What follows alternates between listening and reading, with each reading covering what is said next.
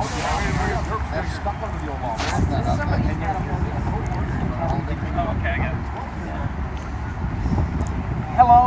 again my name's Bob Fitrakis, and indeed I am running for county prosecutor for a variety of reasons. First of all, I'm not going to arrest anyone for drug possession in this county. It is an opportunity to get them medical treatment. So we won't be clogging our prisons up and wasting our resources. One of the things that we all need to do is go back and look at Harper's Magazine for April. In Harper's Magazine, there's an article in the magazine based on a statement by John Ehrlichman, the domestic policy advisor to Nixon, who started the war on drugs.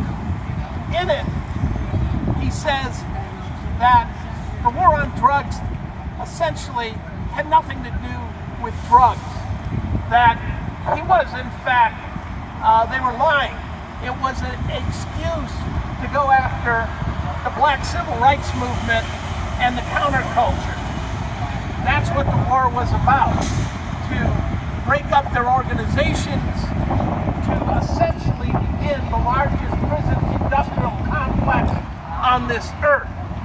So when you've got well over 700 people per 100,000, when the rest of the Europe has 100 or so, you've got to ask yourself, what is wrong with a prison system that has created the largest prison industrial complex on this earth?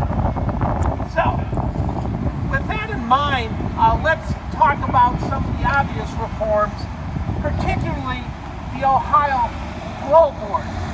The Ohio Parole Board violates every principle of due process. In our Constitution, there is, in the Bill of Rights, a requirement of due process. The Ohio Parole Board has, in fact, destroyed all due process. All prisoners, particularly old law prisoners, deserve an actual hearing before a parole board with an attorney. With an attorney. Right now, you'd never know what they want. And even more upsetting, they allow evidence to come in that's false. In a case I had not that long ago, a person nearly 30 years ago that raped two women. When it came time to go before the patrol board, the prosecutor had put on her page that he had raped 6 women. Absolutely false. Absolutely false. And just prior to that, an attorney here in town had raped an underage girl, tied her to a tree, left her naked, and got 2 years. So you have prosecutors that knowingly are lying and should be disbarred. All county prosecutors should be forced to actually tell the truth about the people before the parole board. There needs to be a specific outtake. They need to know what they need to do.